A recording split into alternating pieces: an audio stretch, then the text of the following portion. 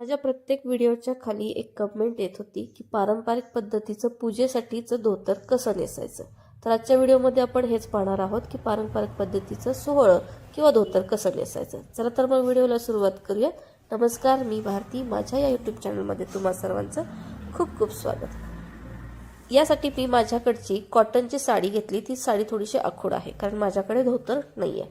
तुम्ही धोतर घेऊ शकता. सुरुवातीला समान पद्धतीने घ्यायची आणि त्यानंतर इथे तुम्ही गाठी बांधू शकता किंवा या पद्धतीने एकमेकांवरती घेऊन पुढच्या साईडला एकमेकांवरती घेऊन वरची किनार जी आहे ती अशी दुमडायची जेणेकरून ती फिटिंगला व्यवस्थित बसेल.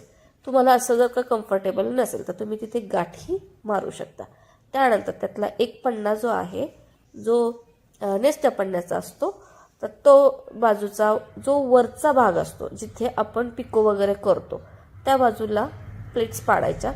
त्यानंतर त्या प्लेट्स एकसारख्या करायच्या आणि व्यवस्थित प्रेस करून घ्यायच्या आणि त्यानंतर दोन पायाच्या मधून आहे अशा पाठीमागे घ्यायच्या. आता मी साडीचं सोहळं नेसते त्यामुळे याला थोडंसं लेंथ जास्त होतीये. सोहळं जेव्हा तुम्ही नेसता, धोतर जेव्हा नेसता तेव्हा त्याची लेंथ थोडीशी कमी होईल. त्यानंतर या अशा पद्धतीने खोचून द्यायचे. आता तुम्ही बघू शकता पाठीमागे व्यवस्थित घोळ आलेला आहे. वरती जर का धोतर गेला असेल तर ते पाठीमागून थोडंसं खाली खेचून पुढून थोडंसं खाली खेचून व्यवस्थित टाचेपर्यंत आणायचं.